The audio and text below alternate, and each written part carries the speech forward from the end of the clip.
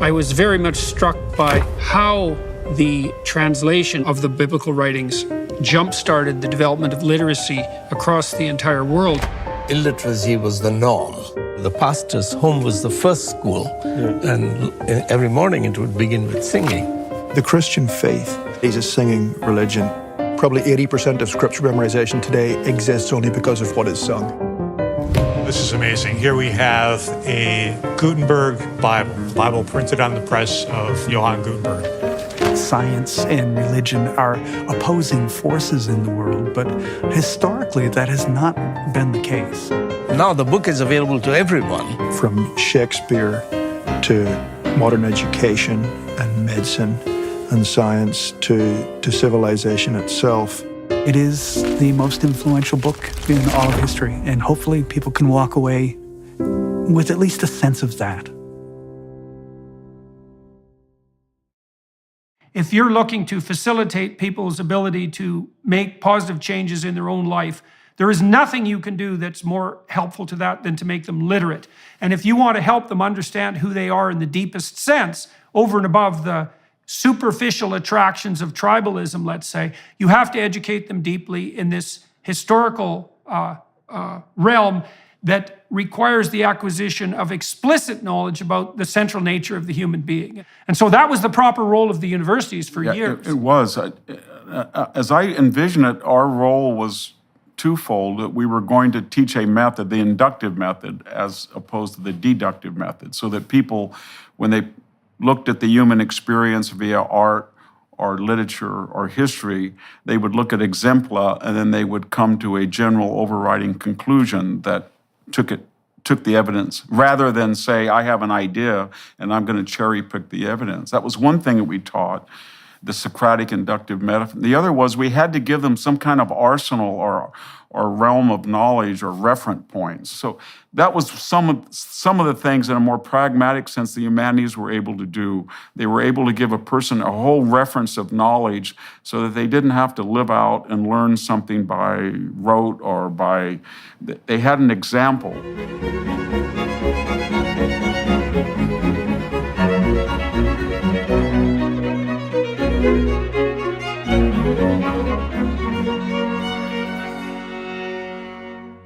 Hello, everyone. I have a guest today that I've wanted to talk to for a long time, Dr. Victor Davis Hanson. He is the Martin and Illy Anderson Senior Fellow at the Hoover Institution. With his focus in the classics and military history, he's an accomplished academic professor and author. He's taught at Stanford, Hillsdale College, the U.S. Naval Academy, and Pepperdine University. His books, many of them, 26 I believe, include The Second World Wars, The End of Sparta, The Soul of Battle, Carnage and Culture, and The Case for Trump in 2019. But I think we'll start today with a discussion about citizenship. I'll just make a couple of comments. You know, one of the things I've noticed over the last, I suppose the span of my life really, is that during my lifetime, the word citizenship citizen seemed to be replaced by the word consumer, which I always thought was a bad replacement, given that citizen has this, you know, it's got a stalwart and traditional and dignified connotation that the word consumer seems to lack entirely. Well, you wrote a whole book about citizenship recently, and so I thought we might weave our way through that. And you contrast citizens with pre-citizens. The book, by the way, is called The Dying Citizen: How Progressive Elites, Tribalism, and Globalism are Destroying the Idea of America. And you start that book off, well, first of all, decrying that destruction, but also contrasting the modern idea of citizenship, of citizen, with the pre-modern idea of, say, peasant or resident or tribe. And so let's delve into that a little bit. Yeah, well, I mean, the idea of citizenship's pretty recent in the long history of civilization. It appeared somewhere around 700 BC in rural Greece and swept pretty quickly. And so by the 5th century, there were 1,500 city-states. And what it was the first time that citizens were self-governing, and that meant that they were pretty clearly defined. They made up their own militias. They adjudicated the circumstances under which they would go to war. They voted for their own officials. And more importantly, they had property rights. They could pass on property. I think that was a catalyst for citizenship, the right of inheritance, that the state couldn't expropriate or own property from the individual. And then that long odyssey brought us to, of course, the founding of the United States. And there were clear distinctions between a resident that happened to live in the United States and a citizen. A citizen alone could vote. A citizen alone could hold office. A citizen alone could leave the boundaries and come back into the United States on his own volition. A citizen alone was eligible for federal services, or in most states, and a citizen served in the military. I don't think any of those still apply, those distinctions between a resident and a citizen, with the exception of holding office, and that's under assault. I know here in California, people who are not just non-citizens, but here illegally can vote, say, in a Berkeley school board election. And now there's efforts to make sure that people can run for office who are not citizens. Non-citizens serve in the military. Non-citizens actually can go across the border with greater facility than you or I could probably. And so we are a nation, we've never had this before, of 50 million people in the United States that were born in a foreign country of different statuses. Some are legal residents, some are illegal residents, some are citizens. Some are migrants back and forth, and that's the highest in actual numbers and in percentages of the population. And unfortunately, it comes at a time when we, the hosts, have lost confidence in the traditional melting pot of assimilation, integration, intermarriage. And so we're starting to revert to a pre-civilizational tribalism. I think large swaths of the United States are tribal now. Okay, so let's start approaching that anthropologically and psychologically. So 600 BC, something like that, you seem to get something like a transformation of the idea of the tribe, which actually wouldn't have been an idea, right? A tribe isn't an idea. A tribe is a natural offshoot of our primate heritage. That's a good way of thinking about it. And a tribe would have been something like an extended kin group, and that was bound together by our primate social biology, somewhat akin to a chimpanzee troop or maybe a bonobo troop. And then as we became more capable of abstract formalization, that idea of, or that reality of tribal membership got transmuted into something that actually had statable properties. And that would be the idea of a citizen. And so you get a layer of abstraction on top of that that starts to lay out technically and explicitly what it means to be the member of a group. And then along with that, you get a set of rights and responsibilities that are associated with that group, but also the possibility of both expanded and limited membership that's also formalized. And so as the Greeks did with so many things, they took something that was part and parcel of our biological proclivity, so that proclivity for kinship and tribalism, and turned it into an explicit philosophical notion.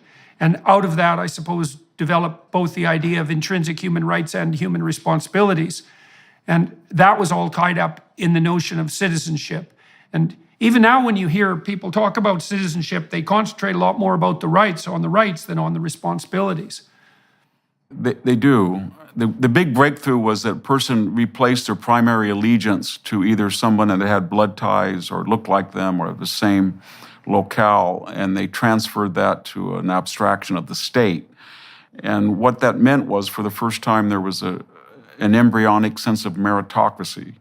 You know, and you can really see it today. I've traveled almost, I think, to every Middle East country except Iran, and I'm always curious when I was in Libya or Egypt or Tunisia, why they don't work, even given some countries have enormous natural resources. And I always would hear a refrain, well, you know, we hire our first cousin, or we hire our second cousin, that there is still a tribal loyalty. And what's tragic about the United States is that meritocracy and that multiracial, what became a multiracial, multi-religious body politic was united by a primary allegiance to the idea of America, where people, where they enriched America with their food or their fashion or their art or their music, and that made American culturally rich, but they didn't import Mexican ideas of constitutional government such as they were, or they didn't bring in Russian ideas of individual liberty. They didn't touch the core, and that core united us. And now we can see that that's no longer true, that people are re-tribalizing and they're starting to identify with either their kin group or their ethnic group or their religious group. And what's scary now in the United States is that we've seen when you have a geographical force multiplier, and we're starting to see that with red-blue migration, it's sort of analogous to what happened in the 1850s, where there was a Mason-Dixon line, so to speak, of a very different culture that bifurcated from the North. And if this continues, I think we're going to see a sort of a traditionalist America that claims that it follows the founding principles in red states of limited government, less regulation, small taxation, and the idea of a citizen giving up their primary allegiance to the state, versus the blue state model, California, Illinois, New York, in which a number of identity politics groups or special interest groups all lobby for influence. And you can see what happens in the LA City Council hot mic scene, where all of these Latino council people got caught on a hot mic, where they were explicitly defining the new idea of a citizen, and that was that their primary identity group was at war with people from Oaxaca, it was at war with blacks, it was at war with gays, and they were angry because of their representation was not demographically proportional to their numbers in the population. So they said, and I think that was a future for the country, and it's what's going on in California in the present. The current administration's New Year's goals are to tax, spend, and turn a blind eye to inflation. If this is at odds with your goals, if you're tired of the government playing games with your savings and your retirement plans, then you need to get in touch with the experts at Birch Gold today. For over 5,000 years, gold has withstood inflation, geopolitical turmoil, and stock market crashes. With help from the experts at Birch Gold, you can own gold in a tax-sheltered retirement account. Birch Gold makes it easy to convert an IRA or 401k into an IRA in precious metals. Just text Jordan to 989898 to claim your free info kit on gold, and then talk to one of their precious metal specialists. Birch Gold will hold your hand through the entire process. Text Jordan to 989898 and protect yourself with gold today. With an A+ rating with the Better Business Bureau, thousands of happy customers, and countless 5-star reviews, you can trust Birch Gold to help protect your savings. Text Jordan to 989898 today.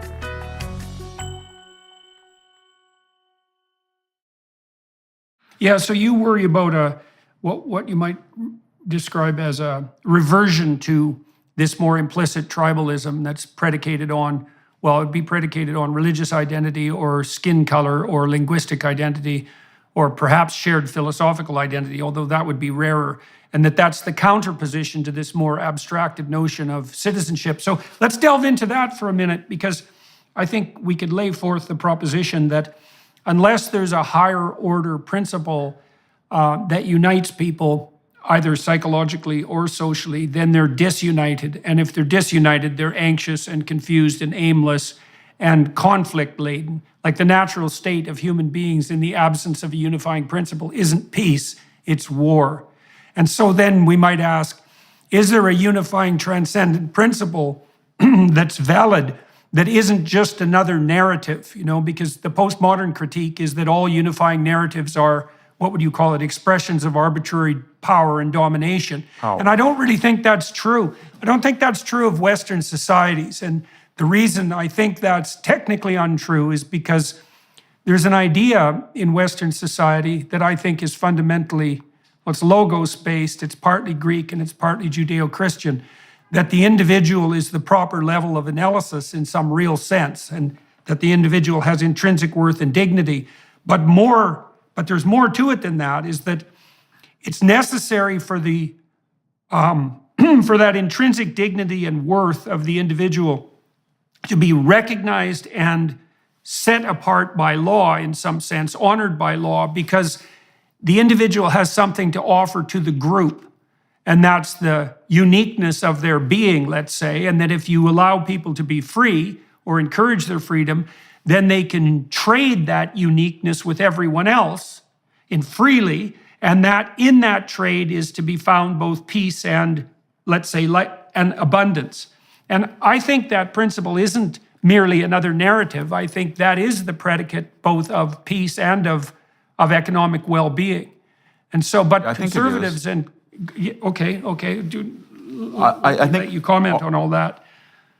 Or another way of putting it is the United States was based on an idea of equality of opportunity, that because we're not born equal, or we have different life experiences, or we inherit or don't inherit, or we're healthy or we're long-lived or not, we don't try to even that out in terms of economic recompense. We just let people follow their own trajectories, and then we have other methods to appeal to their magnanimity. So the philanthropic, the religious, the humanism. We have all these ways that if people do better than other people, we allow them to be creative and to try to give back to the society, or at least use their talents, even if it's profit-minded, to build a better bridge or a dam, rather than the alternate, which is a strain in Western civilization. It starts actually, the socialist impulse starts with the Greeks. There is a strain of that with the Pythagoreans. But the other idea, and that's what we're, I think, fighting now,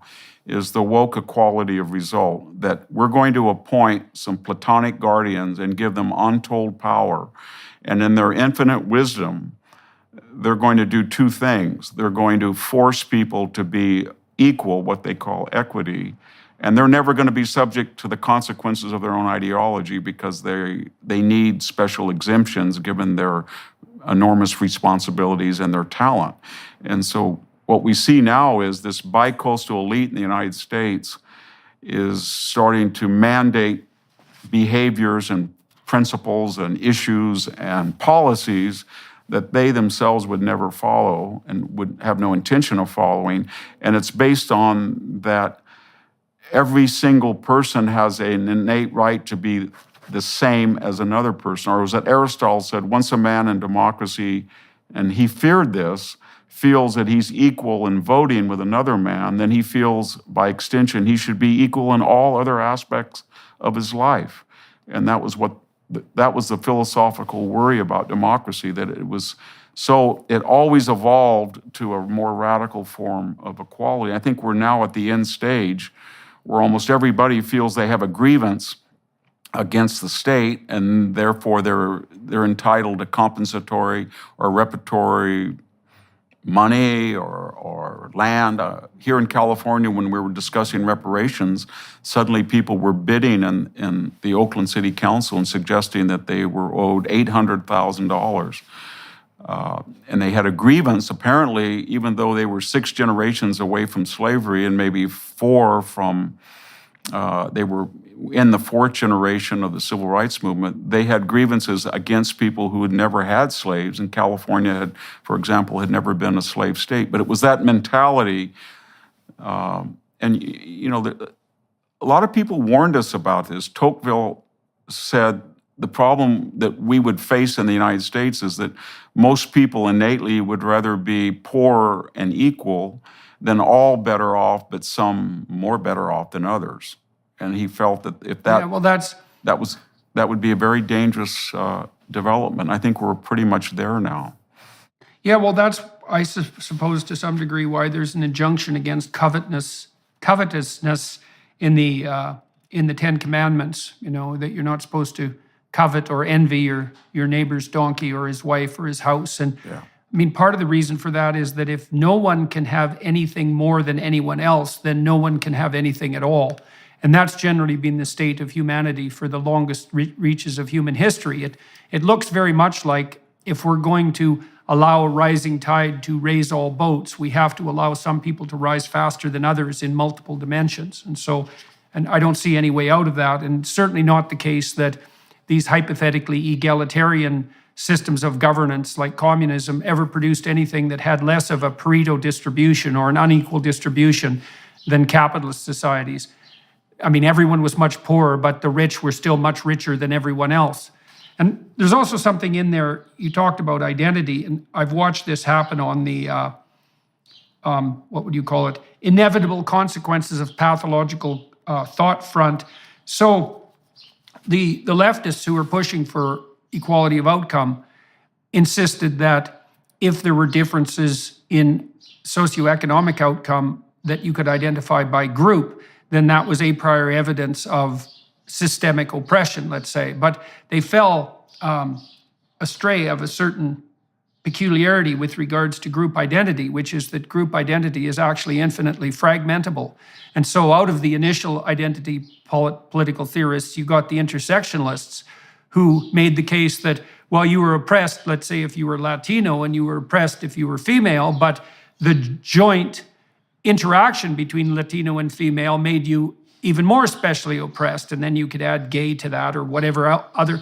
And what you see happening on multiple fronts in consequence is that the litany of potential ethnic groups increases, the number of them, and then the number of interactions increases, and that increases exponentially as you add more identity categories. And what that essentially means is that the problem of computing equity starts to become technically impossible, because every single person's identity is so complex on the intersectional front that there isn't even a hypothetical way of deciding whether any given socioeconomic outcome is equitable.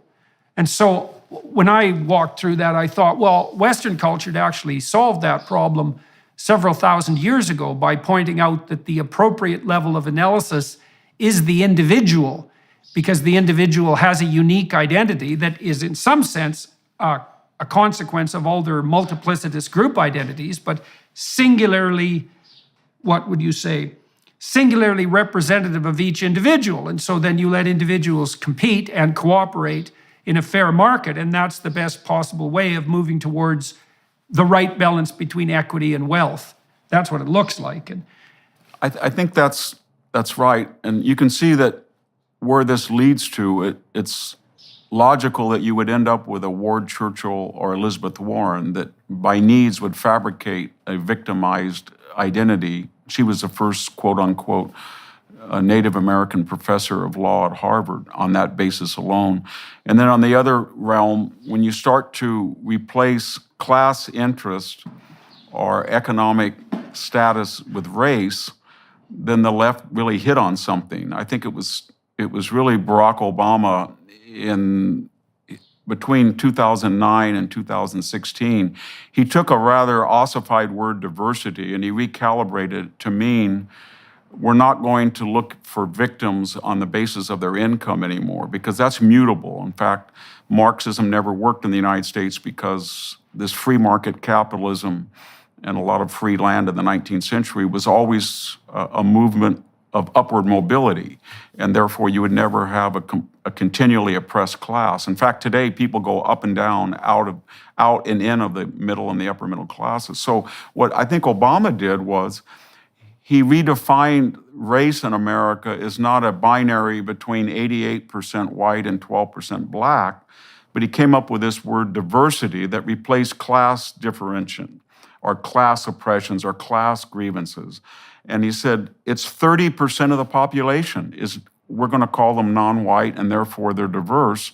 And then where we ended up, it was this ridiculous situation where, to take a caricature, you have Meghan Markle, the Duchess, who is half black, lamenting to Oprah Winfrey, who is a multi-billionaire, about their shared grievances as being non-whites, or LeBron James complaining. And so that was a very brilliant thing the left did, because once they made race the arbiter of oppression and being the oppressed and the victimized, then class didn't matter anymore. And now we have this elite who says that they're not white in a particular percentage, and all of a sudden we don't really care about the circumstances of their home, their car, their wealth, their income. It doesn't matter anymore. They're going to be perpetual victims on the basis that they are diverse.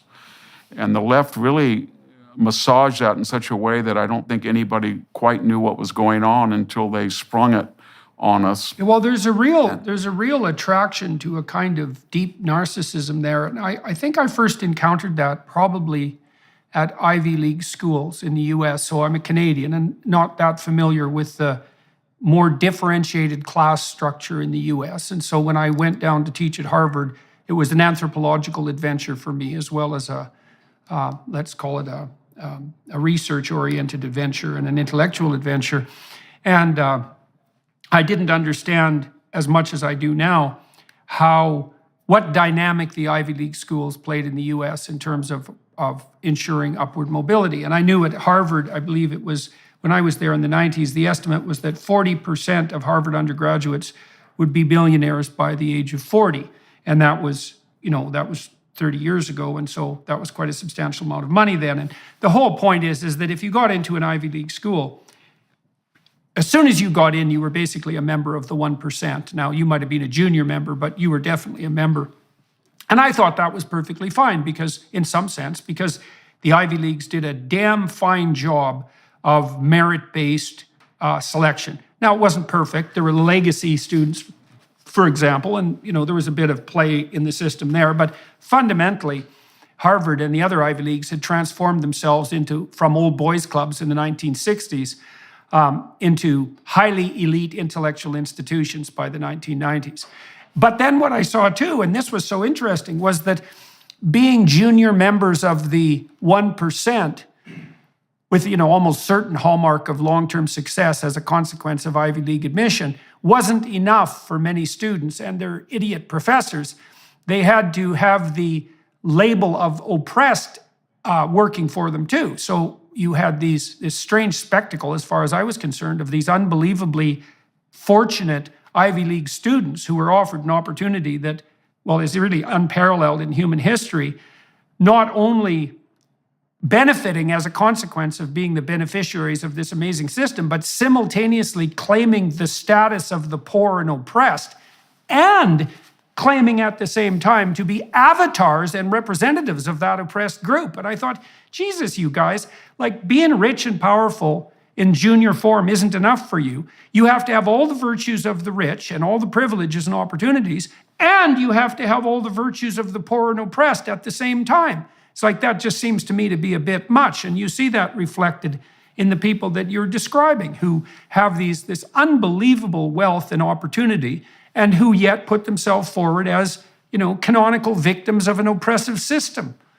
I think we're going to see in our lifetime, though, the end of the Ivy League, Stanford, Berkeley cattle brand as a mark of entree into the 1%. And by that, we're no longer into when we had proportional representation at admissions and hiring, that was sort of the modus operandi until George Floyd. So 12% of the student bodies were African American, even if they had, on an average, 200 points less than Asian students on the SAT, or we had about 65% white. Asians were, of course, treated like Jews in the 1930s. They were discriminated against, so their numbers would only be about 20%, where otherwise they would have been 40, and Latinos were about 12. But after George Floyd, we went into a radical compensatory or repertory admission. So Stanford, where I work, just announced their new class profile. It's 23% white, and out of that, 54% are women. So, and you have about 12% white males, and the SAT to accommodate that became optional rather than mandatory. But here was what was interesting about some of the statistics.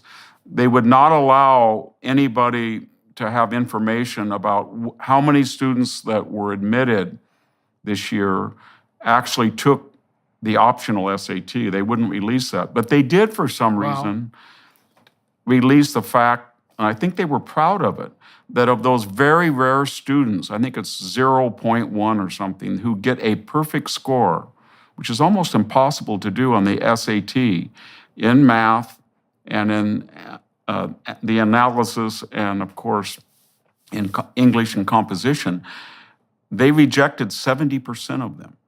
70%. Wow. And so what we're seeing, you can see it in free fall, because what's happening when you bring a lot of students that were not competitive through K through 12, and almost instantly and arbitrarily you declare that they are Ivy League students, then they go into these classes, and then the professors are in this dilemma, because they either have to do one of three things. They either have to change radically the curriculum to facilitate people that were not properly prepared, and they're doing that some, or they're going to have to radically change the grading system so that a person who would have gotten a D or C gets a B or A, and they're doing that in some cases. Or a few feel that they are going to die on the altar of standards, and they're starting to grade according to what people actually earn. But when we have 15,000 administrators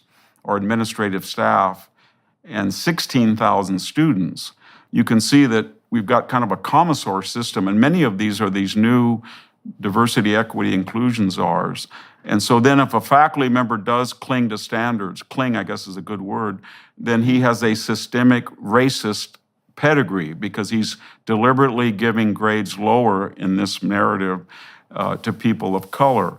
And the result, how it all works out, I think in the end, is that Silicon Valley and all these people privately, when you talk to them, they're either preferring, say, a coder from Georgia Tech than from Stanford, or themselves, they're actually giving tests to people stealthily.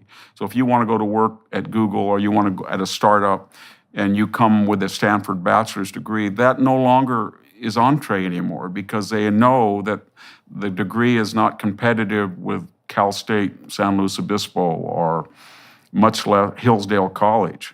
And so what they're doing is they're offering tests themselves, or I should say requiring it. And so I think we're in a very brief, Yale let in 50% of its student body was white. I think it was 55% female, so about 25% was white male of that campus. And so they've deliberately taken a whole demographic, and I think you wisely pointed out legacies and athletes. So out of that small reduced demographic are many, or if not the majority, of legacies. So what we've done now in the space of 3 years is pretty much disenfranchise the white working class male who had a chance to go to these blue chip universities on the basis of meritocratic SAT scores or GPAs.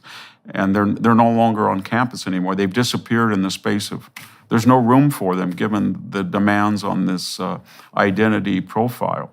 So we could let's talk technically for a minute, so that everybody can understand what these selection criteria actually mean. So you could define a meritocratic selection process technically. You could say, imagine you have an outcome, so you need an outcome first, which might be job performance or net lifetime productivity, something like that. And you can very much argue about what the outcome variable should be, but it's generally associated with something like economic productivity. And having made that measure, so that might be income, it might be number of people you employ in your lifetime, might be number of businesses that you generate, might be number of creative enterprises that you engage in. There's a variety of different measures of, say, lifetime productive and creative output. And then you could say that you use a meritocratic selection process if you use a statistical procedure that has been linked to that outcome measure. And so you might say, for example, are there things we can measure that predict lifetime creative or productive capacity? And the answer is, well, yes, we actually know what they are. So one of them is general cognitive ability, which is often assessed with IQ tests or SATs or MCATs or GREs, standardized tests. And the other is personality, with a secondary, what would you say, contributor of interest. And so people who are productive have high general cognitive ability, which can be assessed quite rapidly. They tend to be conscientious, which is a personality trait, and that makes them good managers and administrators, or they tend to be high in openness, and that makes them creative entrepreneurs. And It also helps to some degree to be somewhat free of negative emotion. And those are basically the category of predictors. On the interest front, you have interest in people versus interest in things. And the interest in things types tend to be more frequently male, and they tend to pursue the science, technology, engineering, and mathematics streams. And so we actually know how to select people on the basis of merit. We do general cognitive ability testing and personality and interest, and you can provide a very economically valuable service to each individual and to the state at large by selecting according to those criteria, because you then select people who can benefit most radically from being put with their peers and from education. And the data on this are crystal clear. Now, the alternative, I've talked to people like Adrian Wooldridge about this, and you touch on it as well in your book on citizenship. You might say, well, what's the alternative to meritocracy? And Wooldridge's hypothesis was that in the absence of a technical meritocracy, you reverted to dynasty, so it's aristocratic transmission of status, or nepotism, which you talked about already in relationship to kinship. And so as soon as you abandon the merit principle, you open up the grounds, in all likelihood, to all sorts of corrupt admission processes. And so the universities are going to be wrestling with that. They already are, because one of the ways they discriminate against Asians, which is everyone's loss, right, to not maximize our exploitation of the productive and competent Asians, let's say, the way they discriminate against them is by deeming certain stereotypical Asian personality traits as not appropriate on the personality front. And they do that to gerrymander the admission criteria on the basis of race. And I think they've even, in the last 2 years, evolved beyond that. The old complaint against them was in this triad of the admissions profile, standardized test scores, GPA, and what they call community service or personality, whatever we want to talk about. It was amorphous. So they would go after Asian students with that, and they'd say, well, they're robotic or they're one-dimensional. Okay. But now they've gotten rid of all standardized tests, and they don't even make they don't need to do that anymore. So basically, they've upped they have the Asian admissions between 20 and 25 on the principle that they're about 12% of the population. They won't sue if they're 20 to 25, and they can exclude them any way they want now because there is no SAT. And what the next horizon is, as you saw at I think in Cornell right now, there's a big movement to abolish grades. And at the new school, in New York, everybody wants to have an A, an automatic A at the new school. And we're going to see that because what's happening on these Ivy Leagues very rapidly, it's almost amazing at kind of the speed of light, that graduation and admission are now synonymous. In other words, once you're admitted, and that was true to some extent in the past, we're kind of reverting back to this, what you mentioned, the old boy gentleman C Ivy League of the 40s or 19th century. And now we're saying, if you get into Harvard or Yale or Stanford and you can't do the work, you have a right to graduate. It doesn't matter. And we will make the necessary adjustments. You have to get something for your $300,000 in tuition. And so why not go? So you can think about it this way. You can think about it biologically. Like, I tend to think that, it's a funny metaphor, but I tend to think of whale carcass. And here's why. So it takes a whale a long time to build up a whole whale body. And then if it washes up on the beach, there's plenty for everyone to eat for a while. And so you see this happening in all sorts of big organizations, is that they build a brand, and the Ivy Leagues definitely built a brand in the US, and that brand has tremendous value. For a long time, because the Ivy League admission standards were so high, you could be virtually certain that if you hired a graduate, they were going to be statistically likely to be top performers. And that was all a consequence of the admissions, the stringency of admissions policy. Very little a consequence of the quality of education, by the way. It was almost all, and all the business schools know this too. They know perfectly well that a huge proportion of the value they offer prospective employers is a 99th percentile score on the MCAT at admission for their MBA students. They bloody well know that. I've talked to dozens of them.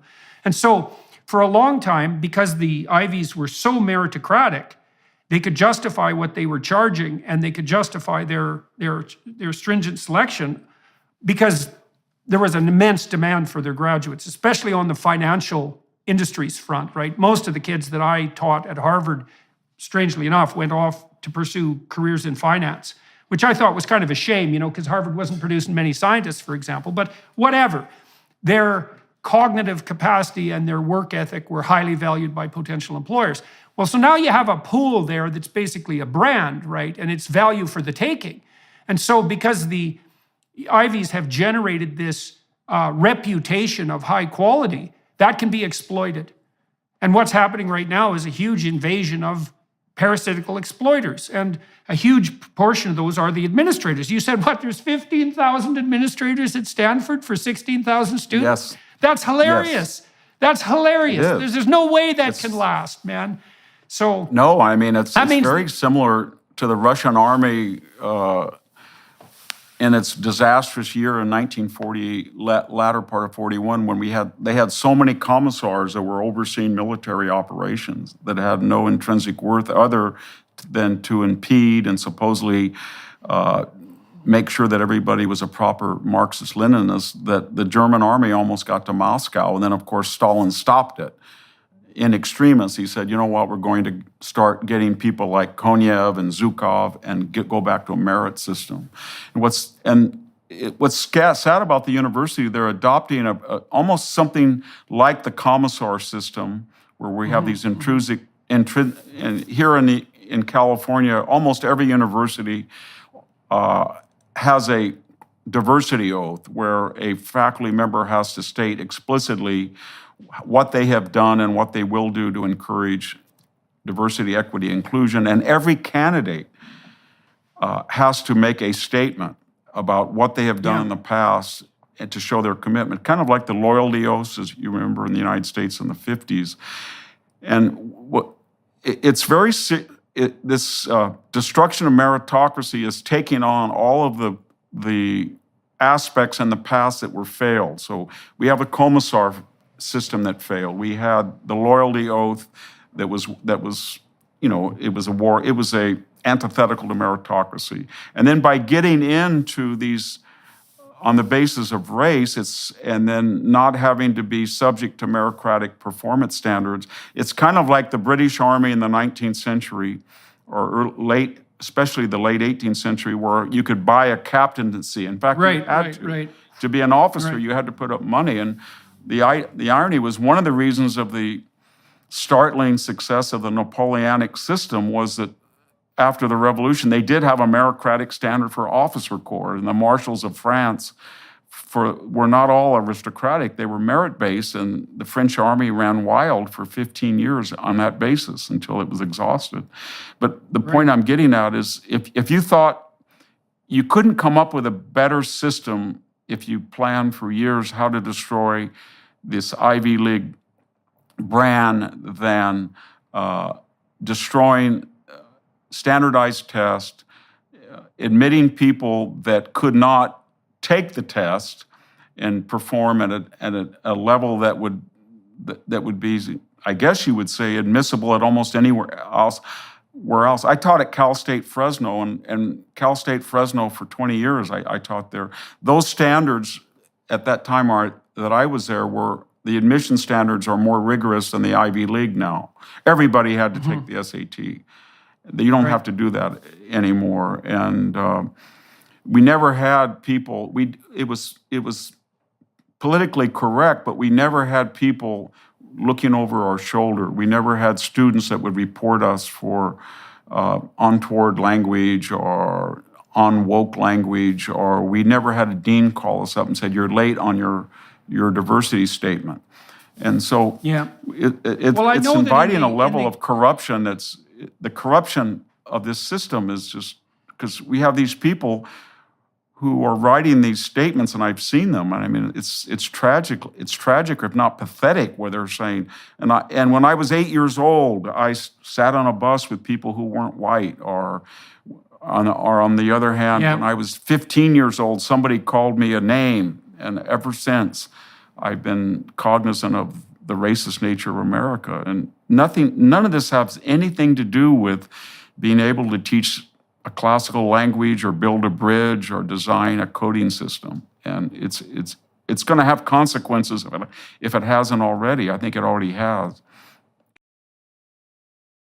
We'll be back in one moment. First, we wanted to give you a sneak peek at Jordan's new series, Exodus.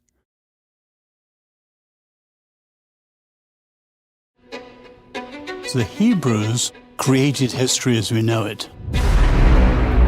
You don't get away with anything. And so you might think you can bend the fabric of reality and that you can treat people instrumentally and that you can bow to the tyrant and violate your conscience without cost. You will pay the piper. It's going to call you out of that slavery into freedom, even if that pulls you into the desert.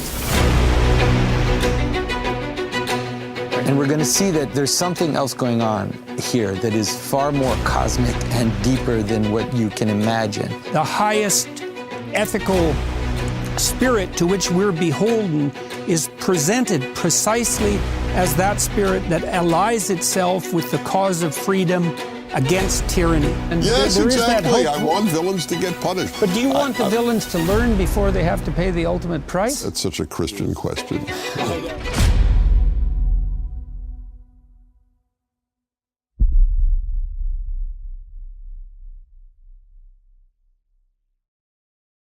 Well, I know that in the UCAL system that 75% of applicants for junior faculty positions have their applications rejected on the basis of inadequate DEI statements before their research dossiers are evaluated. And so it's, well, here I guess is the optimistic side. So tell me what you think about this. So I'm involved in two new university enterprises. One's at Ralston College in Savannah. We're trying to build a humanities research or humanities institute there. And we had our first class this year, and that went extremely well. Very, very carefully selected students. We had an applicant pool of 1,000 so that we could choose 25 students, and we screened them in every possible manner and had a bang-up class. And so that's sort of a bricks and mortar institution, and we'll see how that goes because that's complicated. But I'm going to start an academy. My daughter's working on this in November. We've got about 30 professors on board now called the Peterson Academy, and we hope to drive down the cost of a bachelor's degree. We'll start with the humanities and the social sciences to $4,000 in total. Now, it's hard to replicate the social element of university, and that's a huge part of university is the new peer group and the people you meet and all of that, and the apprenticeship element. It's hard to virtualize that, but when I hear the sorts of things that you're talking about, then what leaps to my mind in some part is market opportunity. Because the fact that students are now paying an insane amount of money, hundreds of thousands of dollars, to go to an Ivy League institute that is simultaneously failing to educate them, siphoning their future earnings into the pockets of greedy administrators and ever more of them, and sabotaging their own brand simultaneously. It just looks to me like that is not a sustainable model. And you said, that you believe that the larger companies, for example, Google and other companies that are actually concerned with performance still, are going to stop regarding an Ivy League degree as a brand of capability. And so that means it'll, over a 10-year period or 15-year period, they're going to scuttle their own economic model. Maybe there's all sorts of opportunities for new education. I think there is. I agree with you entirely. There's 650,000 fewer students in America than last year, and about 2 million fewer than 10 years ago. And they say it's demographic, but it's not demographic because the country increases by about 2 million people per year. And what's happening is, especially I think with the Zoom phenomenon during the COVID lockdowns, we're getting people like what you and I are doing or what your podcast or the Prager University that offers an alternative for autodidacts and people who want continuing education. And then we're getting a big, much greater emphasis on vocational education when the lockdown happened, we weren't saved by sociology majors that were, take 6 units over 8 years with, $60,000 in student loans. We needed skilled carpenters and plumbers and electricians and roofers, and they pay, in real dollars, they're making more than ever. So we're getting a larger group of people who say, I don't want to be encumbered by these student loans, and I'm going to have a vocational. And then, as you say, the third alternative are these schools. A college like Hillsdale traditionally had about 1,000 students. I think it's up to 1,600, and their dilemma right now, as I understand it, and I teach there a couple of weeks every year for the last 20 years, is they are being flooded by applicants that have not gotten into Harvard or Yale or Princeton or Stanford, and they require SAT. They had already sort of been, in terms of academic rigor or admissions rigor, comparable to Oberlin or Williams or Amherst, but now they've got a real dilemma because they have this traditionalist, I think quite deservedly so, this idea that they teach the whole person. So if you go to Hillsdale College, you learn how to shoot and study the Second Amendment. You lift weights. You lift weights, absolutely. Yeah. It's 100%, 360-degree, 24/7 citizenship idea.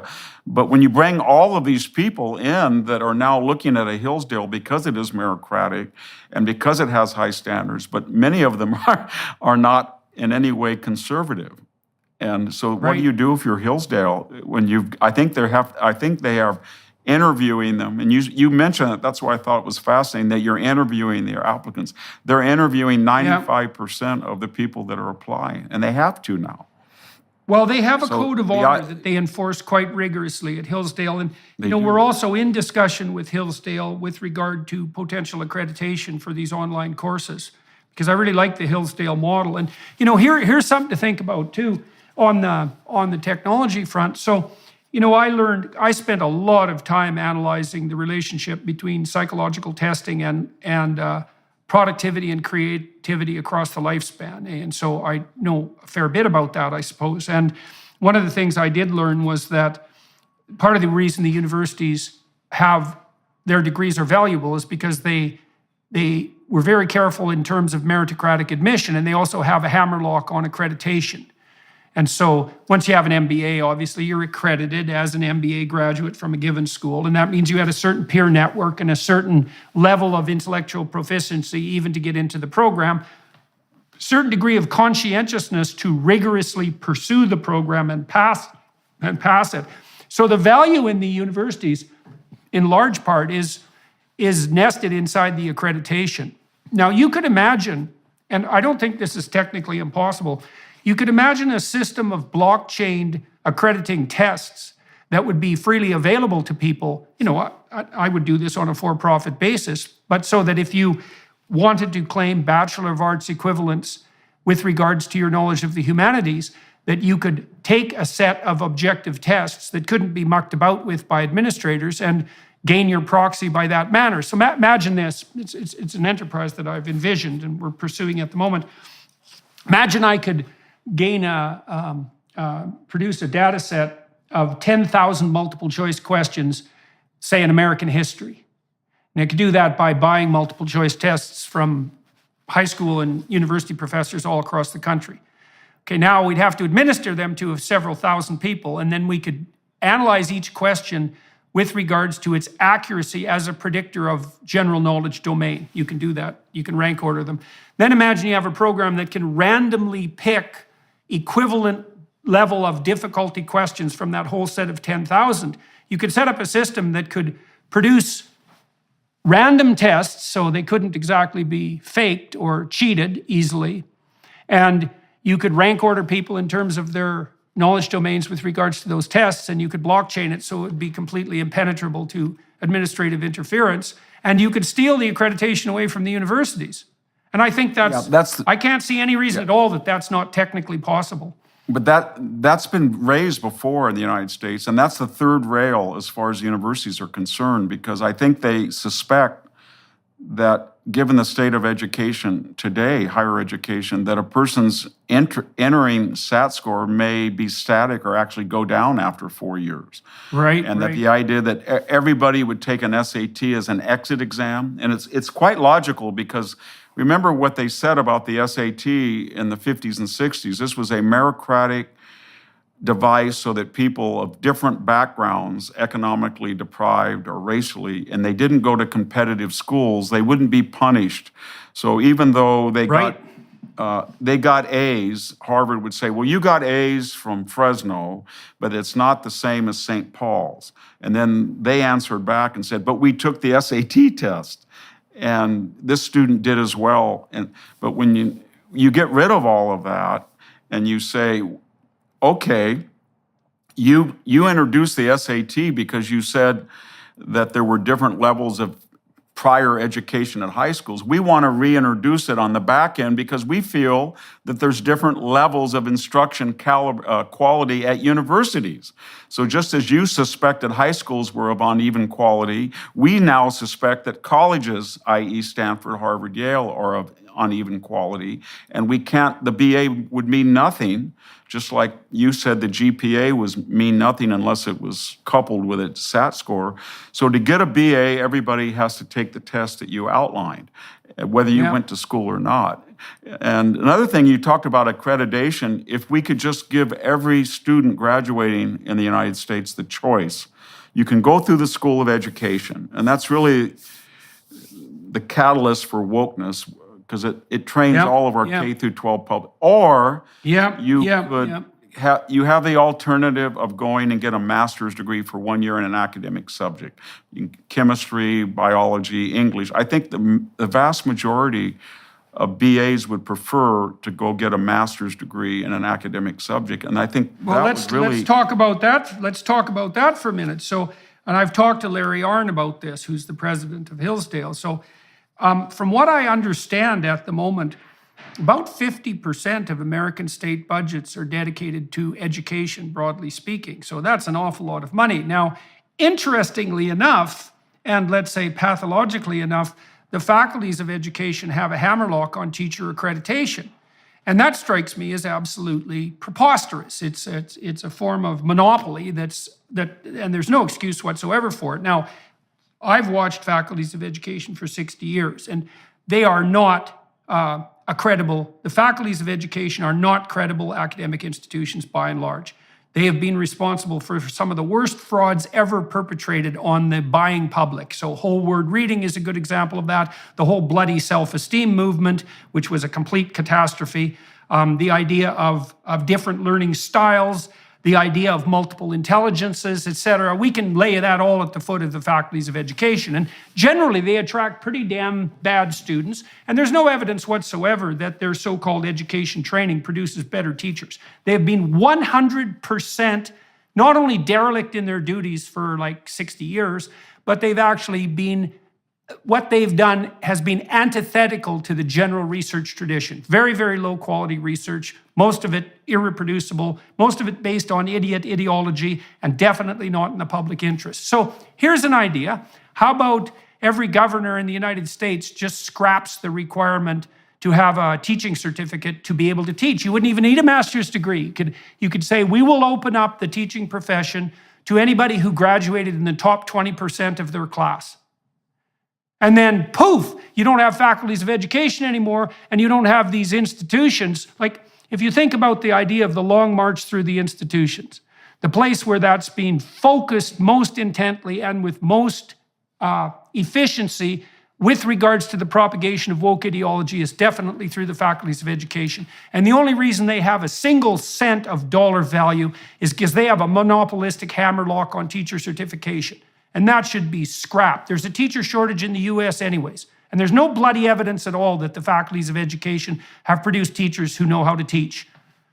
We have this Orwellian system in the United States in which you can be 18 years old in May in a high school graduating, and your teacher has to have a credential. And then over the summer, you will enroll for the fall in a community college, supposedly at a higher level of instruction. And the community college teacher does not need a credential. They need a master's. In some cases, they can get exemptions. So there's no logic to it other than the self-interest of the teachers' union. But I guess what I'm getting at is that whether it was the COVID lockdown or the George Floyd ignition of the acceleration of the woke movement, we're in really revolutionary times as far as higher education. And the economy, I don't think, is, given the smaller pool of applicants and people not choosing to go to, there's no economic rationale to support these universities in their present course. And I think there's going to be a radical change. I used to talk to people in Silicon Valley and they would say, Victor, we know that Stanford doesn't teach very well, but they do one priceless bit of research for us. When we hire a Stanford graduate, we know that they had to be very, very bright on test scores and GPA. And now, if you take that away, they have no reason to tap their graduates since they're not going to learn very much, and their admissions are no longer meritocratic. And so I don't know. Yeah, well, that's and then the other especially thing true. that they sold was they sold one. They said to the employer, "We will train people, and you will like them. But even if we don't, we were so stringent and careful in our admissions. You're going to get somebody that's naturally talented." But then they also, with a wink and a nod, said this to the parent. And we're going to get the scions and the children of the elite, and we're going to have them all here. And so you mentioned the social interaction of a campus experience. Yeah. But they can't even offer that anymore, because if you are making your criteria based on gender and race and sexual orientation and not merit, for whatever reason, then the chances are that people are not going to, at Harvard or Yale or Princeton, have a roommate whose father had a corporation that he wanted to work in, or a coder, all of those ties that they, with a wink and a nod, sell the parent, because they're not even a clearinghouse for the elite anymore, where they make these relationships that last throughout their entire life to their own benefit and advantage. They can't even sell that. So in a very,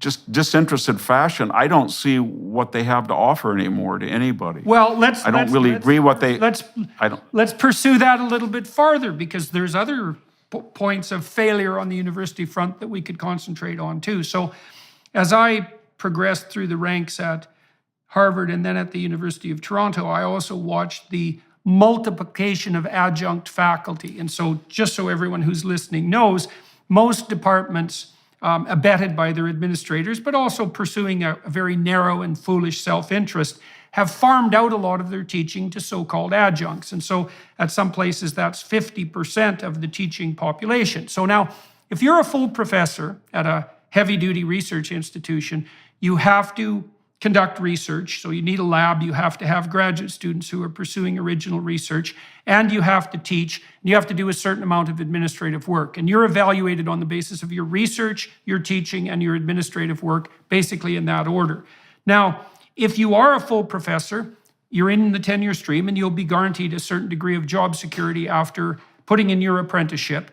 But if you're an adjunct professor, so that's a part-time professor, and that's 50% of the professors now, you don't have a research enterprise, you don't have any graduate students, you don't have a permanent office, you don't get paid anything, you get just paid an absolute pittance, nowhere near enough to live on, and you do 50% of the teaching at the universities. Now, this is very convenient for the administrators, because the adjunct faculty have zero political power, like zero, or less than zero even, and they can be fired or dealt with in any manner whatsoever at a moment's notice with no problem. And as there are more and more adjuncts, there are fewer and fewer full-time faculty. And so not only are the universities failing to assess the students properly and then group them together in peer groups that would be of some economic utility across time, and elevating the tuition fees completely beyond comprehension at the same time, they're also radically decreasing the quality and the influence of the professoriate at precisely the same time, as well as not hiring enough of them, because administrators have multiplied like rabbits and faculty numbers have remained relatively constant. So they're whittling away the quality of the students on the one hand as fast as they possibly can, but they're doing exactly the same thing to the faculty on at least two fronts, the DEI front plus the adjunct faculty front. And I complained about this at the University of Toronto for years. I used to tell my colleagues, it's like, why don't we require that the administration set a cap to adjuncts, like 20% of the faculty, force them to hire more full-time faculty equivalents, because that's who should be hired to serve the students properly. And the response from my colleagues was always something like, well, you know, it's pretty convenient for us to have these adjuncts pick up the excess teaching load, and we don't want to put too much pressure on the administration. I thought, that's fine, guys. That's a hell of a good long-term strategy. It's like, good luck with that over 20 years. And so here we are now. The universities are making, I would say, 10 fatal errors on the business front, not just one. There's so many errors that it's almost it's a miracle of incompetence. And I do think it's going to produce a precipitous collapse. I do too. And I think, just in conclusion, that this is all done by egalitarians. These are people who are very critical of Walmart and the gradations in pay, but in fact, there's far greater degrees of inequality and exploitation in the university by so-called liberal people than there are in the American workplace. That's what's so ironic about it. And I'm speaking as a person who was farming and then was as an adjunct faculty for 2 years, and then suddenly they made me a tenure-track professor. And I just noticed that I was teaching the same teaching load, but I made 4 times the amount of money, and I had benefits. And all of a sudden, I was allowed to use the Xerox machine, which I hadn't been allowed to before. And all of a sudden, I hadn't changed in anything, but for the rest of my teaching career, I was very sympathetic to these people who lived in their cars, and they went from one community college to state college, and they were exploited. And this was all done by very, very left-wing, enlightened people, so to speak. And that's another story. But there's so many things wrong. You said something very interesting there. And I just want to call this out.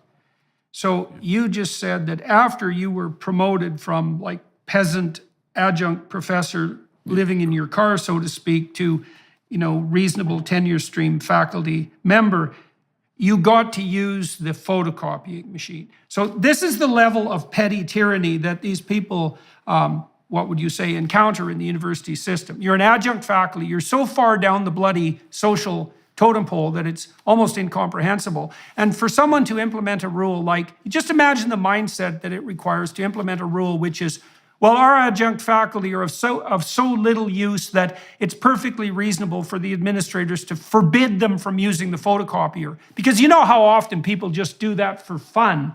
They wouldn't be photocopying like handouts for their students or anything like that. They'd just be sitting in there, I don't know what, playing with the photocopy machine, which is exactly what adjuncts do if you don't supervise them 100% of the time. And that's a good snapshot of exactly how universities treat their adjunct faculty, man. It is beyond pathetic. And the fact that it is these hypothetical egalitarians doing it indicates to me that what we're seeing is much more a war on the idea of competence and quality itself than it is any push forward for some hypothetical bloody egalitarian utopia. It's like, we'll destroy the universities in the name of egalitarianism. And the universities are participating en masse in their own destruction. You know, it's hard not to sit outside and think, you people, so to speak, you're going to get exactly what you're aiming at. And isn't that going to be something? Yeah, I think, not that they were, I mean, I was at a point in my life, I started a classical languages program at a state college for mostly minority students. And I felt that it gave an enormous advantage to people who had been disadvantaged to master languages, archaeology, history, literature. But I don't, that was a different era. And I can't see that the university is a positive force in society anymore. It's pathological. Almost every bad idea that is reified in the United States has its origins in the university, whether it's critical legal theory or critical race theory or critical penal theory, or you name it. It came from university. I was watching a clip of a break smash and grab in San Francisco. It was on YouTube. Yeah.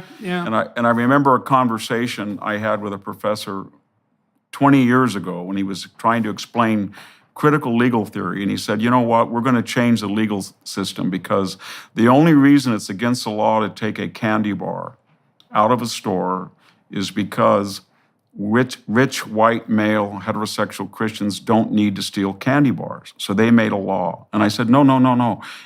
Theft is innate to the human species as pathological. You can't have a civilization with theft of any sort. But that idea that was common has filtered down to the street level. And that's why the universities they're a drag on the economy, they're a drag on the culture, they're a drag on the collective morality. And they either have to be radically changed or destroyed. Those ideas are so pathological that only a half-rate intellectual could possibly believe them. So I studied the development of antisocial behavior in children, criminal behavior, for a long time. And so one of the things we found, so antisocial behavior is extremely stable. And once it's manifest, say, it's very, very difficult to do anything about it, to ameliorate it. There's virtually no evidence on the psychological front of any successful programs in relationship to the amelioration of antisocial personality. And so my research team, I didn't run it, but it was a research team I was associated with at McGill and at the University of Montreal, kept pushing back into childhood development to find the origins of antisocial behavior, because you see childhood conduct disorder in children as a precursor to adult criminality. And we could push it back, we being the broader research community, to 2 years of age. So at 2 years of age, there's a subset of children, they're almost all male, about 5% of males, who are temperamentally quite predatory in their aggression. And so they kick, hit, bite, and steal. And if you group kids together in age-matched groups, the most violent offenders are 2 years old. And the violent 2-year-olds are a subset of the 2-year-olds. And so you see that kind of in adult life, because about 1% of the criminals are responsible for 65% of the crimes, typical Pareto distribution. But you do have a subset of kids who will use predatory aggression as their primary mode of adaptation. Now, it turns out that the vast majority of those 2-year-olds are socialized by the age of 4. But some of them aren't. And the ones that aren't get rejected by their peers, because who the hell wants to play with someone who kicks, hits, bites, and steals, and then maybe also has tantrums if they don't get their way? It doesn't make you popular. It doesn't give you friends. And so what happens to those kids is that they fall farther and farther behind in their social development because they don't get into the peer networks, and they retain their primordial predatory aggression as their central means of adaptation.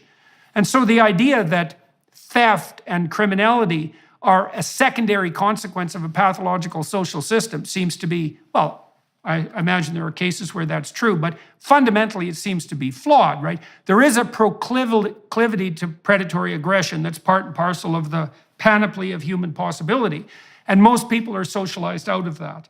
So, you know, the reverse is a kind of bizarre Rousseauianism, right, that proclaims that every single human being is innately good, and it's only the corrupt social system that introduces any pathology into reality at all. And that, you know, and only an idiot French intellectual could believe that, and all their American acolytes.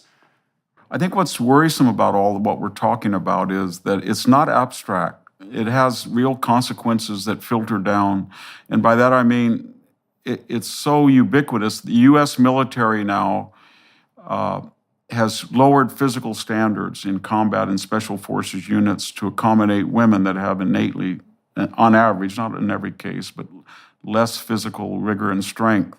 And they feel there will be no downside.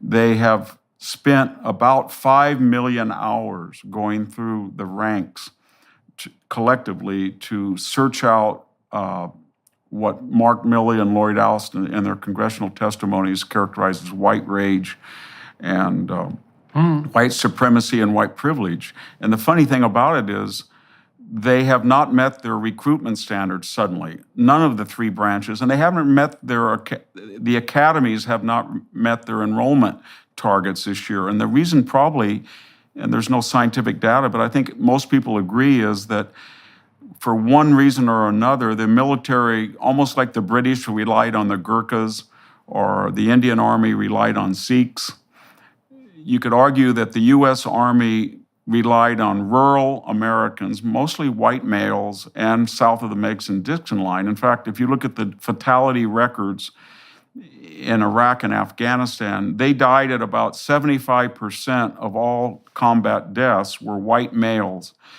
And yet they only made up 35% of the population. So here were Milley and Austin suggesting that they were going to be proportional in every aspect of the military, or repertory, in fact, except they never mentioned the data on the combat dead.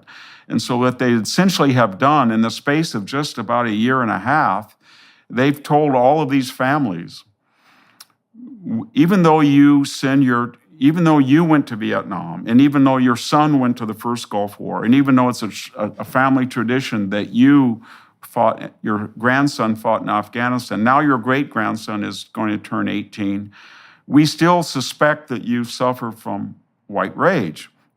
And even though you died at double the numbers of your rubric, we're not going to count that. And so they've just said, we're done. We're not going to join. Go get somebody else from one of the... And that's happening everywhere in this country right now. And it's not just the military. You can see it with the airlines, pilot training. You can see it with medical school admissions. We used to make a joke in the United States, well, they're never going to do this where nuclear plant operators are pilots. They are going to. Yeah, right.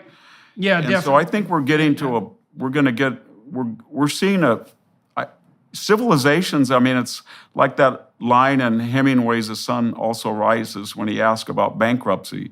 He said, how did you become bankrupt, Mike? And he said, gradually and then suddenly. And then suddenly. And I think right. Yes. Right. And I think that's what's happening with the United States. We've gone with this woke diversity stuff, and now it was gradual, and now it's just accelerated to the point of suddenly. And we're not seeing basic competency in our grid, in our transportation system, in our education. And so I think, and the data support that, and when people measure the United States quality of freedom or business environment vis-a-vis other countries, we've really fallen down. So let's look at the military issue for a minute. So the American military is a very interesting institution because it was staggeringly meritocratically based, and that started more or less in World War I, when the U.S. military started to use tests of general cognitive ability to select for officer training. And the American military were pioneers in meritocratic assessment for decades. They did a lot of the basic research on general cognitive ability, and they were strictly meritocratic. And there's some really cool things about that, because one of the things it meant, so Black Americans are disproportionately likely to serve in the armed forces as well, which is quite interesting. And so the U.S. has set up its military system not only to be available in wartime, but also to be a means of social progress in peacetime. And that's been part of explicit policy. And so the military was very good at finding kids who had some ability, especially on the officer front, and who had some competence and some diligence, and then subjecting them to a meritocratic evaluation and training process, and moving them up the socioeconomic hierarchy. And so it's quite remarkable to see that. And, I know a lot of military people, and especially at the higher ends of the performance spectrum, they're a very singular type of person. I mean, one guy I know, for example, a Texas Ranger, I talked to him about when he decided he wanted to be a Texas Ranger, and he said he was like 5 years old, when he knew he wanted to do something that was military and specialized. And he was one of these people who, he was only interested in training if it was almost impossible, insanely rigorous, and strictly meritocratic. It's actually what he was looking for, right? And so one of the problems with producing, let's say, a military apparatus where you dispense with meritocracy is you cease to attract the very people who you absolutely want to attract, right? Who are unbelievably ambitious with regards to stringent attainment. That's especially true for the special forces. And so you can imagine that you just decimate the military by excluding the very people who would be likely to thrive temperamentally and practically. It's a real catastrophe. And you've lost, the Reagan Foundation just did a poll last year, and traditionally 75% of Americans had polled they had great confidence in the military. Now it's 45%. And the same is true when we see this weaponization. I don't need to get into that big topic of the FBI, the CIA, we're starting to see that these institutions that we all revered, especially on the conservative side, they completely lost all of their conservative traditional support, and they become almost Stasi-like in their, they've been weaponized. And I feel like, so we're starting to see in the private and the public sector, everything that worked and made the United States singular and exceptional, suddenly, I mean, we can chart the genesis of it, goes way back decades, but suddenly it's accelerated to such a point. And whether we're talking about district attorneys in Chicago or Baltimore or San Francisco or Los Angeles letting criminals out the day that they commit a violent offense, we're starting to see society unwind. And what we don't realize is this happens a lot in Rome. There was no reason why the Western Empire had to fall in the late 5th century in the way that the Byzantine eastern half survived for 1,000 years. But once you lose confidence in these institutions, and once they're no longer meritocratic, and once people's primary allegiance is not any longer to the state, everything we've talked about this morning, then the end result is an implosion very quickly. And I think we haven't, Well, this is a real conundrum for conservatives. Maybe we can start to talk about Mr. Trump here a little bit because of this. So here's the dilemma that I see with regards to conservatives, especially on the populist front.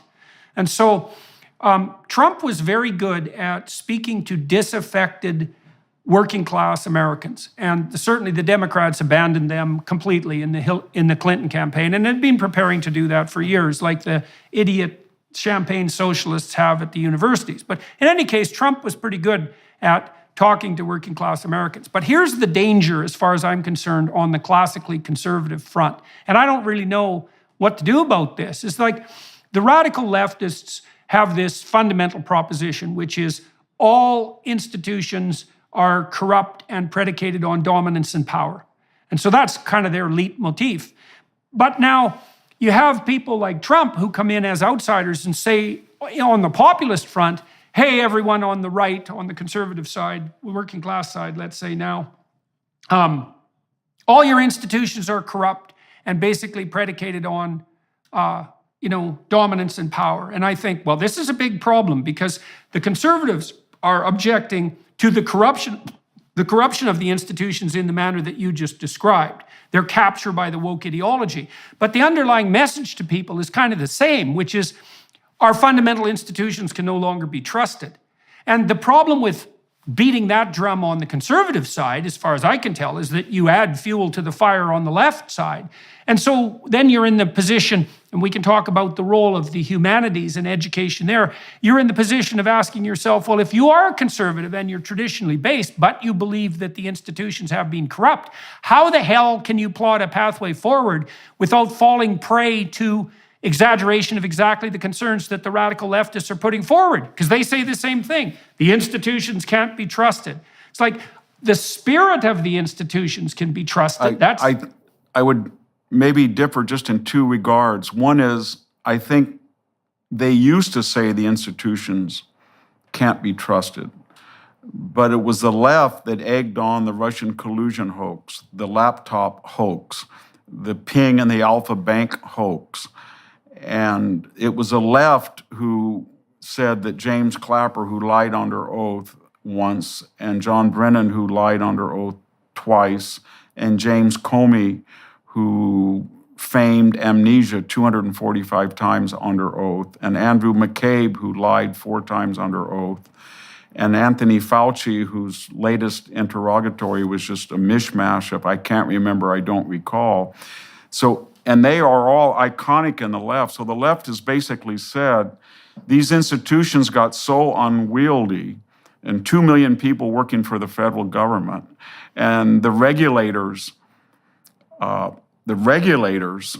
who were not elected alone had the expertise of this huge Byzantine complex, because elected officials come and go, but the EPA guy is always there, and he knows every judge, jury, executioner, legislative, judicial, executive power, all in one person mode of operating, that the conservatives said, we've got to break this up. We've got to take the FBI office and put it in Kansas City. We've got to cut 10% of the workforce.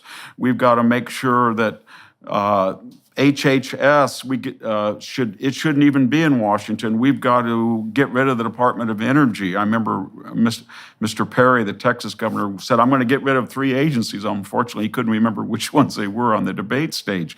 But that's what conservatives were doing. But the left is saying, well, you know, just as you have lost confidence because they're over-regulatory and they're intrusive and they are anti-constitutional and they go after the individual, we find them now for the first time quite attractive because in our Davos agenda or our Great Reset agenda, whether it's mandating green energy or mandating equity or mandating vaccinations, we find these institutions suddenly, for the first time in our lives, very, very attractive.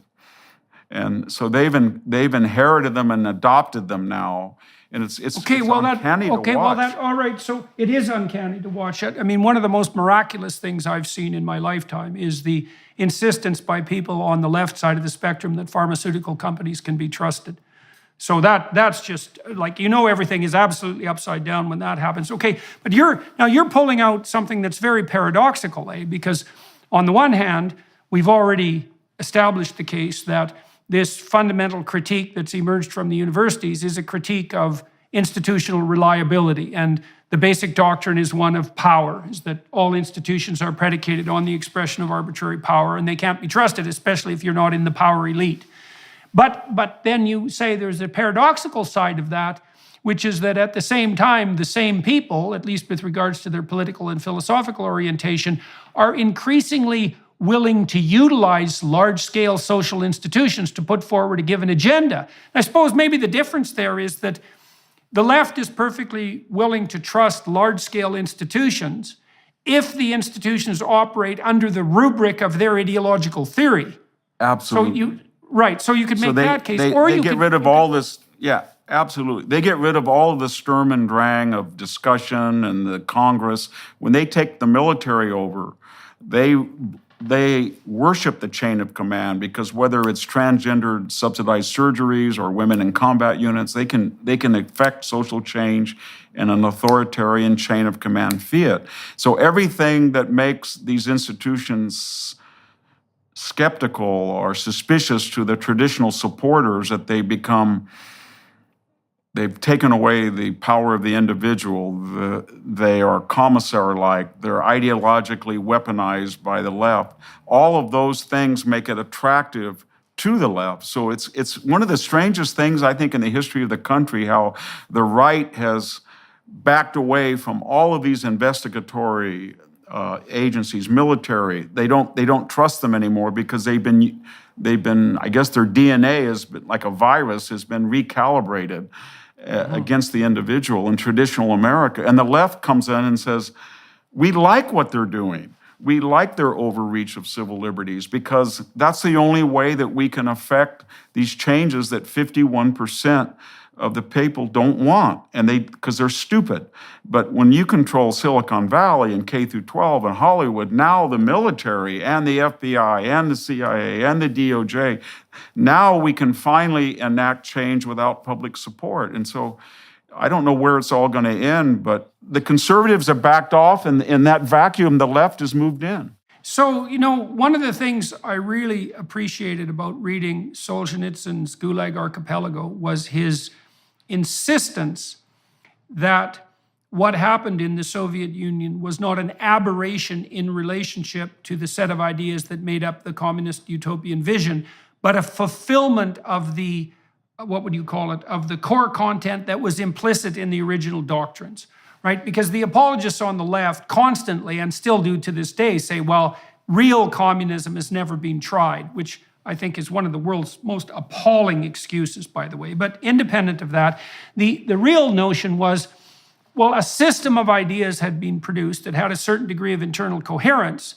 And then if you launched that system into the world, it would run algorithmically and produce certain outcomes. And it did that in country after country. And the problem, in some sense, with the discussion we're having now is that we're not making a distinction between they that are putting forward these ideas and the algorithmic, impetus of the system of ideas itself, right? Because It's not exactly a shadowy cabal of conspiracists operating behind the scenes to bring this about. What it is a set of ideas, most of which emerged in France and Germany and then were adopted in the United States, that have a certain ethos built into them. And the ethos is partly group identity predicated, right? The fundamental predicate is that the most important distinction between people is some element of their group identity. And then there are ideas associated with that, like all outcomes should be equal, or that's evidence of the dominance of something like arbitrary power. And another ethos would be the fundamental motivating principle of the human race is power and domination. And so those ideas have an ethos that makes itself known across time, and it elaborates, and then it becomes a system of ideas that possesses individuals, and then they act in concert with the ideas. But you don't need a formal conspiracy. No, I think just about. I think I agree in a similar way. I think what we're witnessing now is the end stage of what was Wilsonian progressivism, elements of the New Deal, the Great Society program, all of which could be justified by the left to address the needs of the day and maybe to rectify some of the rigidity of the American system. But ultimately, it was built into them that eventually it would appear in this latest manifestation, because it always on the horizon there was the idea that we're marching toward radical egalitarianism by fiat, and that requires a level of coercion that's antithetical to a democratic society. It's in Plato's Gorgias, I think Socrates at one point says, well, in Athens, they will not be happy until the dogs and the donkeys can vote. And what he's trying to say is that each element of expanding the franchise, justified as it was, ultimately is going to end into the absurd, because there's always going to be somebody who says that he doesn't have the same franchise as someone else. And I think it's very similar. Like, well, that's always the case. I think it's built into this mindset or ideology. It's once you threw out the Bourbons, that was justified. And then you had the constitutional republic. Yes, and you can see that was. And then you had Danton. But ultimately, whether you knew it or not, you had a rendezvous with the Jacobins. Just like you had a rendezvous with the Maoists. Right. Just like Kerensky and the Mensheviks had a rendezvous with Bolshevik. It was headed that way until if somebody didn't derail it. And I think that's where we are today. Okay, so this allows us to return to a theme we didn't develop enough, which is part of the purpose of a true humanities education is to transmit the difficult to acquire knowledge that actually allows people to become wise enough to forestall that inevitable deterioration towards an idiot and vengeful egalitarianism. Yes. Right? It takes a lot of training. Now, you said you had taught ancient languages, for example, to minority students, and people listening might think, well, what the hell good is that? And let me make a case for what good that is very briefly, because it's a case for the humanities, and you can comment on that. Well, first of all, there isn't anything you can do to empower people, which is a word I hate, more effectively than to teach them how to be deeply literate and historically knowledgeable. If you're looking to facilitate people's ability to make positive changes in their own life, there is nothing you can do that's more helpful to that than to make them literate. And if you want to help them understand who they are in the deepest sense, over and above the superficial attractions of tribalism, let's say, you have to educate them deeply in this historical realm that requires the acquisition of explicit knowledge about the central nature of the human being. And that would be the distinguished citizen, let's say, someone capable of upholding the responsibilities of a citizen, and someone worthy of the rights that are part and parcel of that. And without a deep humanities education, all of that disappears, because it has to be transmitted explicitly. And so that was the proper role of the universities for years. It was. As I envision it, our role was twofold. That we were going to teach a method, the inductive method, as opposed to the deductive method, so that people, when they looked at the human experience via art or literature or history, they would look at exempla, and then they would come to a general overriding conclusion that took the evidence, rather than say, I have an idea and I'm going to cherry pick the evidence. That was one thing that we taught.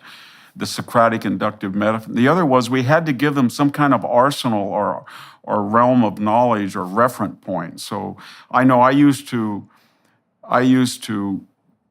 Xerox maybe 500 terms, ionic order or non-compos mentis, anything I could give as an architecture. And then everybody made fun of multiply. We had mostly essay tests, but I always thought there was a value in a multi-choice test. And key dates, generals, I would always say to the student, when you leave leave here, I want you to know how far Sparta is from Athens. I want you to give me 3 reasons quickly why the Mycenaean Empire collapsed.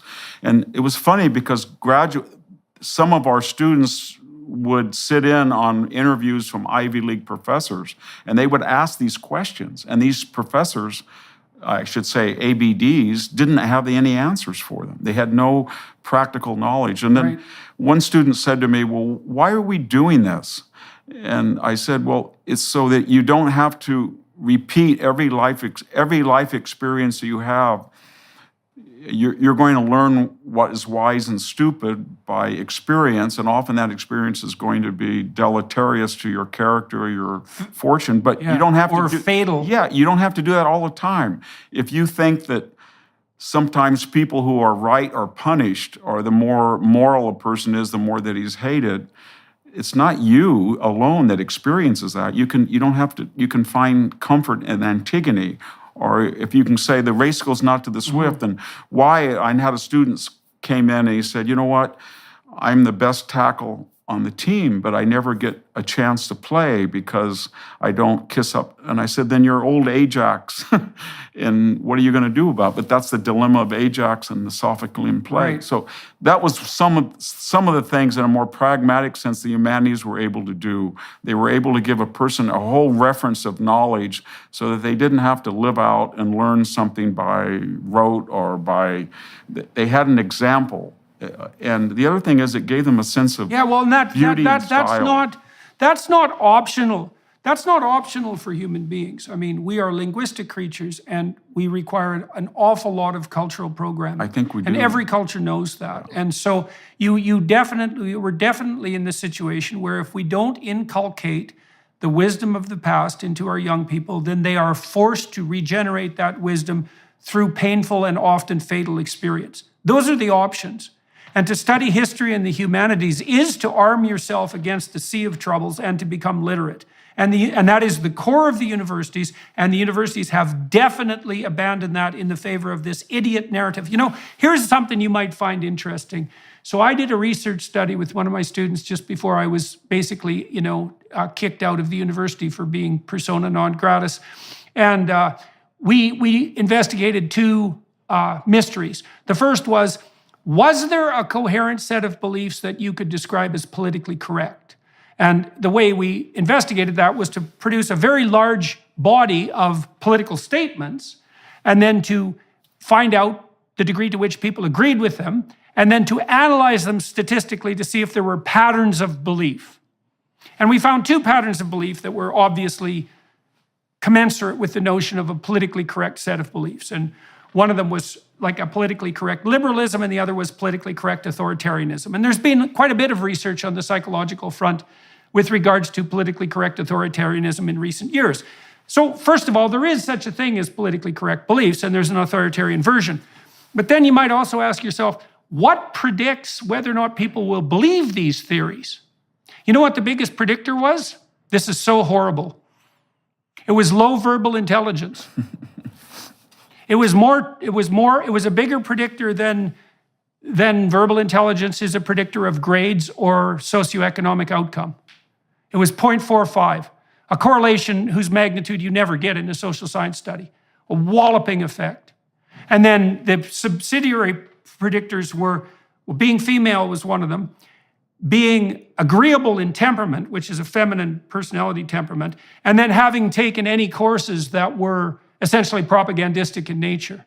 And so part of the reason that people fall for this simplistic set of ideas is because, well, they are simple, and they're very attractive to people who want or require a unidimensional view of the world in light of both of its simplicity, let's say, but also its underlying proclivity also to identify a convenient enemy. I think that's true. I had a student, I mentioned it in The Dying Citizen, but I had a student who once said to me, well, you know, this country is very unfair because Wyoming has one senator, I think at the time it was for 400,000 residents. And California at that time, we were 30 million, now it's 41. But we have to have 15 million people, and we only get one senator.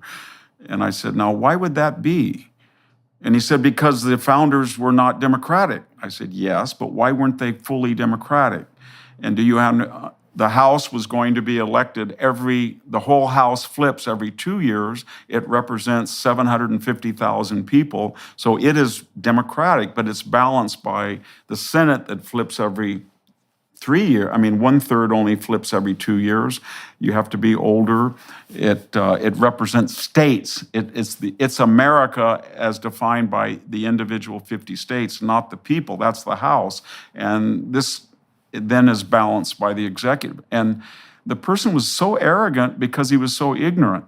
But he had got this catchphrase in his mind that America's a democracy and therefore the Senate's not democratic. And then, so I was very interested in this. And so I went, when I was doing I didn't realize there was a whole body of scholarly literature attacking the Senate from law schools and from political science departments. The Senate is sort of the last target of the left. They're trying to change it. There's a whole body of research showing just how toxic and conservative and anti-liberal it is because it doesn't represent people. It represents states, and that the representatives in some states, senators in some states, have larger constituencies than Senate and the other. And the Supreme Court has already ruled one man, one vote as it pertains to House districts, and therefore it must rule that the Senate, each senator must be proportionally equal.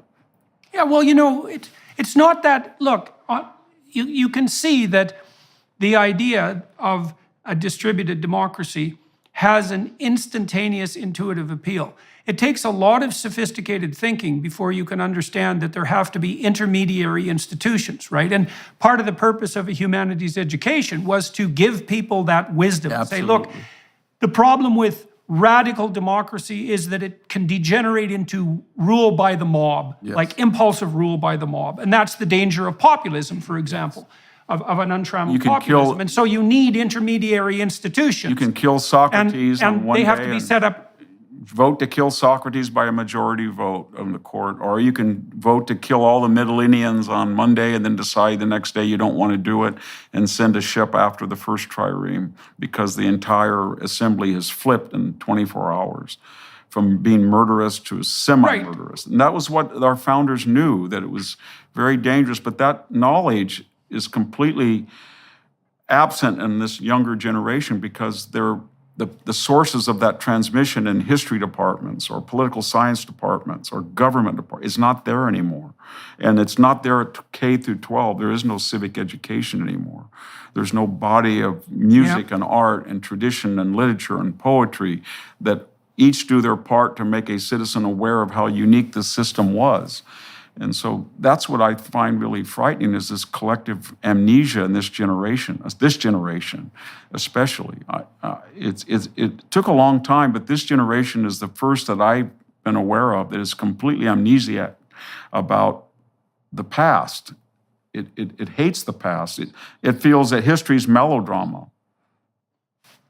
Yeah, those who forget the past are doomed to repeat it. And so that was the role of the university. So look, we've used up our 90 minutes of time here on YouTube. We didn't get to talk about Donald Trump too much, but maybe we'll have an opportunity to do that again in the future. We did cover a fair bit of territory in relationship to the idea of citizenship and the role of the universities. And so I think that was useful and apt. And I do believe that, you know, there are stellar opportunities on the educational front at the moment as the responsibility for proper education is abdicated by the universities. There's an economic opportunity and a conceptual opportunity. And, you know, the US is a pretty damn dynamic place on the entrepreneurial front, and it certainly might be the case that new institutions will arise to fill the void that's left by the universities as they collapse. And it might be that places like Hillsdale are on the forefront of that. We'll see how that happens. Thank you very much for agreeing to talk to me today. And to all of you who are watching and listening on YouTube and associated podcasts, I'm going to talk to Dr. Hanson for another half an hour on the Daily Wire Plus platform. I like to delve into people's biographies to see how their career got its start and how it developed across time. And so we'll delve into that. And it's a pleasure meeting you, sir. And thank you very much for agreeing to talk to me and to everyone else today. And Happy New Year to you. And we'll flip over to the Daily Wire Plus side. Goodbye, everybody who's watching and listening. Hello, everyone. I would encourage you to continue listening to my conversation with my guest on dailywireplus.com.